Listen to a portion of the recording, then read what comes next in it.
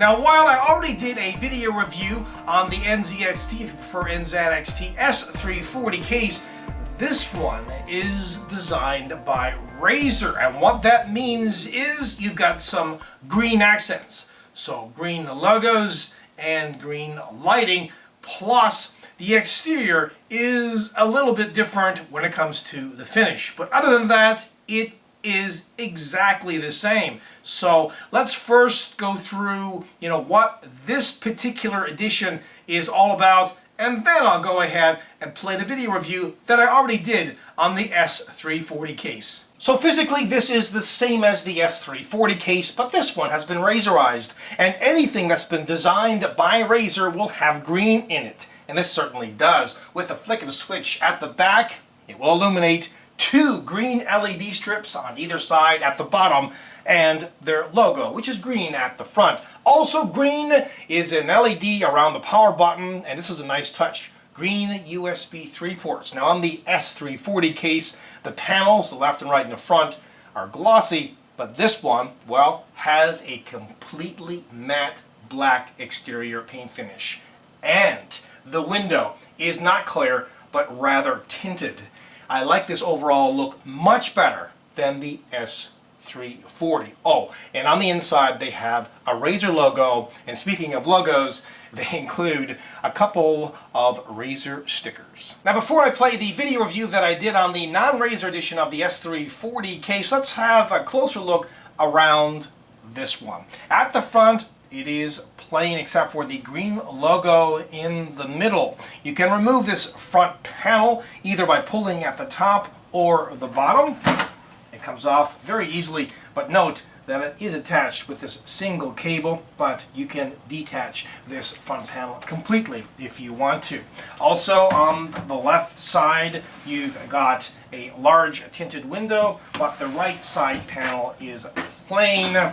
And at the front, you've got this humongous removable dust filter that's held into place with magnets. And with the front panel removed, you can see that there's options to install fans. You can either have up to two 120mm or 140mm fans. Alternatively, you can install either a 120, 140, 240, or a 280mm radiator at the front. Now, while there's no fans at the front of the case, they do include one 120mm exhaust fan at the top, and it's the FN version 2 fan. Alternatively, of course, you could take this out and put a 140 in. Also at the top is the power button, which by the way has a power LED around it, two USB 3 ports, a headphone jack, microphone jack, and here's the hard drive activity LED. At the back of the case, they include the same 120mm fan that's at the top of the case, this one as well, exhausts. Alternatively, you could remove this fan and install a 120mm radiator. Here's where the motherboard's I/O shield plate gets installed. They include 7 ventilated expansion slots,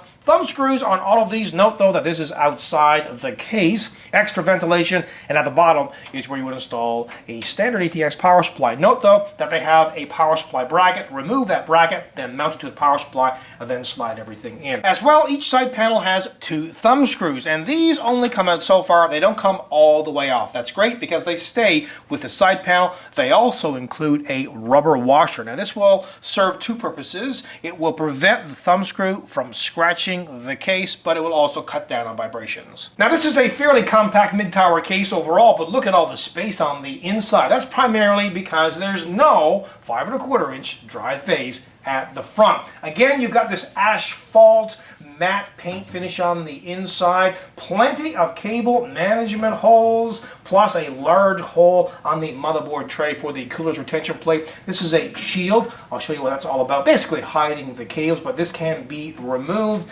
Ventilation here as well. And you can fit two 2.5 inch drives on these 2 drive brackets. And here's how you would install a 2.5 inch drive. First of all, to remove the tray, take off this single thumb screw, slide it out, install the drive on the tray, slide it back into position, and then replace the thumb screw. Oh, in this case fits mini ITX, micro ATX, and ATX form factor motherboards. Now, video card clearance, well, it varies. It depends on whether you have a radiator at the front. If you have a radiator at the front, you can fit GPUs that are up to 334 millimeters in length, otherwise up to 364 millimeters in length. And by the way, This case comes with a 2-year warranty, and the weight on this is 7.05 kilograms. A lot of cases these days are adapting this shield or cover, and of course that is to hide all of the cables that come out of the power supply, plus all the other cables which you can tuck away at the bottom. A closer look at the ventilation, and if you're wondering what is white, it is actually the accessory box, and we'll have a look at that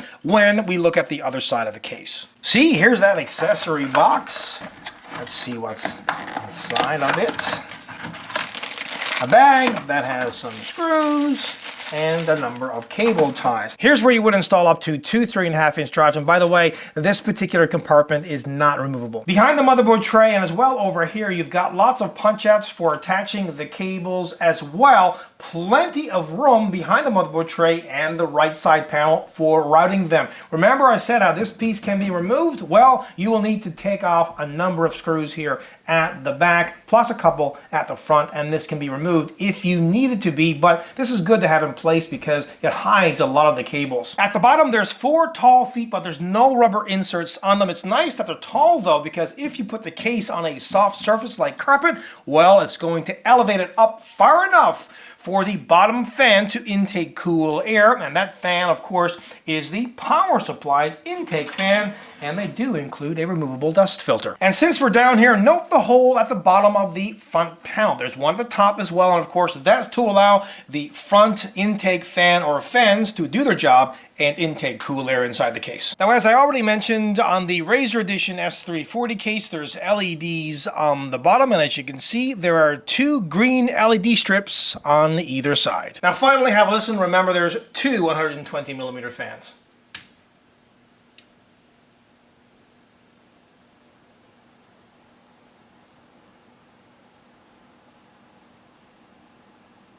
So you've seen the S340 and you've seen this one, the S340 designed by Razer. Which one do you prefer? Personally myself, I'd go with this one. Why? Well, the exterior being matte black, the tinted window, and the green accents really does it for me. And like the S340, I'll give this one a 100% kick-ass award because, well, it's loaded full of excellent features, looks awesome, and reasonably priced. Until next time, take care.